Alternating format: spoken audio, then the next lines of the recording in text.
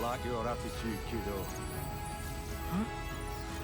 Leave it to Uncle Rex. Let's leave it to Uncle Rex! I still can't believe that's a real line. And let's talk about my favorite Xenoblade Chronicles character. I'll show him a thing goes free. I've talked about Rex quite a bit on this channel. I even have a series breaking down his character and arc from Xenoblade 2, link in the description. But I feel a follow-up is in order. For in Xenoblade Chronicles 3 Future Redeemed, Rex, albeit much older, made a return. And while it's not like he underwent significant, earth-shattering character development in 2, he did receive care and attention that I view as a bit of a capstone to his character arc overall. So let's see what the future awaited for Rex as we deep dive his character one final time. So Rex, due to Ionios mumbo jumbo, managed to retain his memories and, through circumstance, met up with Shulk to form the Liberators, a faction set squarely against Mobius. However, due to Ontos' RKO from out of nowhere, the strained alliance between Zed and Mobius alongside Shulk and Rex's Liberators had to happen to defeat this common enemy. Now, Rex is largely what we imagine him to be. He's not the smartest guy around, but still has a good head on his shoulders, and apparently devoured mountains of protein a day to undergo one of the biggest growth spurts, or even growth marathons, in gaming history. Now, he is strong enough to wield what is known in game as the Firelight Swords, his Ionios blade versions of Pyra and Mithras swords, seemingly cut down the middle. But they can also merge into the Numa sword, which is really cool if you don't mind me adding. But while the story of Ontos' split form of A and Alpha takes center stage for much of Future Redeemed's main plot, Rex's contribution is largely exposition-based to that story, where he largely serves a function. Where his character and personality come into the mix, however, is with the story of Glimmer and Nickel. Now, the game never explicitly confirmed it, but they basically did everything but straight up say the exact words that Glimmer is Rex's daughter. And from the fiery weapon and the red hair, we assume Pyra's.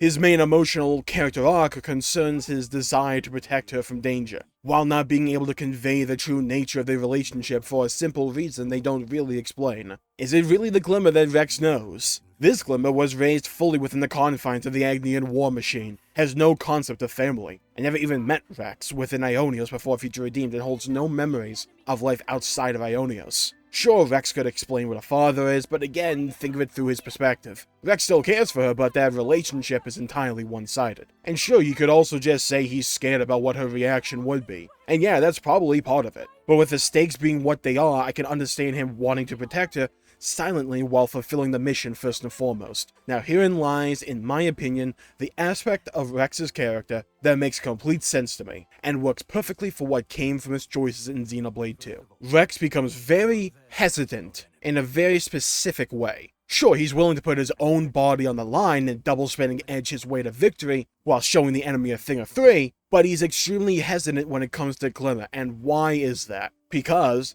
she's headstrong and reckless, just like he was back in the early days of Xenoblade 2. And when Rex was like that, his own actions cost the lives of people that Rex truly cared about, like Vandam and Fan Lenoran. You could argue Fan's death wasn't Rex's fault, but again, you gotta think of it through Rex's perspective. Rex was there, unable to answer Jin's questions, unable to muster the power enough to prevent that from happening. And instead of retreating or finding a better way, Fan was struck down in front of Rex, who was too powerless to stop him. And then in Tantal, Pyra gets taken by Jin because Rex wasn't powerful enough. Rex and Shulk already got rocked by Alpha before costing Rex an eye and Shulk an arm. Rex was scared of losing Glimmer to the same way of thinking that cost Rex so much all the way back then. So he becomes hesitant and overly cautious, wanting Glimmer and Nickel to prove themselves first and awaken to greater Ouroboros powers. Which, funnily enough, turns out to be the play and the correct call, as Nickel and Glimmer get strong as a direct result, better equipping them to deal with the Alpha situation and even end to some degree. Rex learned that sometimes, no matter how hard you try, sometimes you just can't do it. That power difference exists, and he was only willing to let them come along once they closed that power gap. It makes sense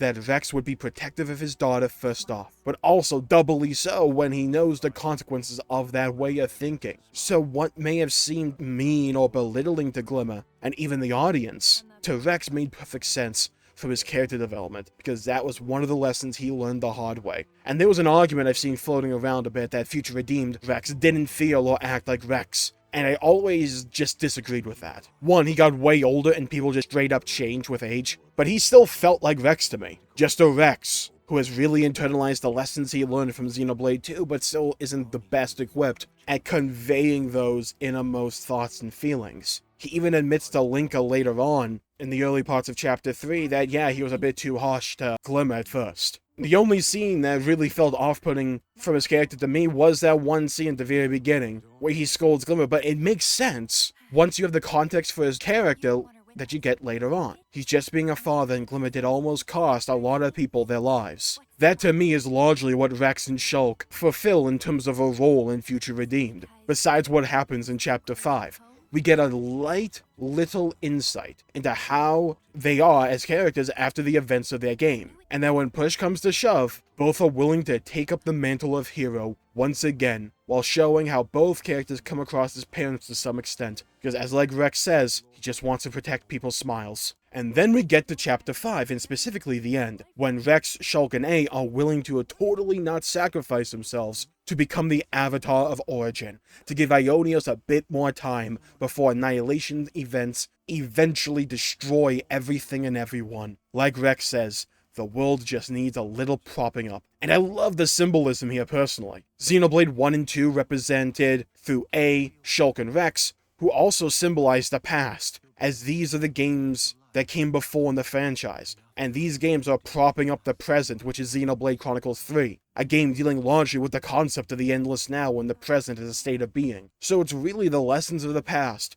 propping us up in the now, so that we can make the choices to walk into the future, and the future being the next stage of Xenoblade, like Xenoblade Chronicles 4, so that the series can continue. It's a nice little bit of poetry, in my opinion, that works exceptionally well with the themes and messages these games have been trying to instill in all of us. Rex assures Glimmer and the player that we'll see them again on the far edge of time, as they walk off to become the Avatars. No, not Aang. Our heroes willing to, again, totally not sacrifice themselves one final time in Ionios in the Klaus saga to round out the story. In the grand scheme of things, we didn't get all that much in terms of development with Rex, but I also don't think we needed it. It could be viewed as a checkup of sorts, just to see how a boy has been, and to do some catching up. And we discover that he hasn't forgotten the lessons from Xenoblade 2, and he's doing all right for himself. We see what he's like as a father, somewhat, and that once a hero, always a hero. A nice little epilogue for a salvager who just had dreams of Elysium. Thank you all for tuning in. My pleasure making the video. If you enjoyed it, please leave a like and subscribe. It really helps the channel out and helps support future content, and I greatly appreciate it. Stay safe, have a great day. Hope to see you all again next time, and as always, go play some video games if you can. Bye bye everybody, until we meet again.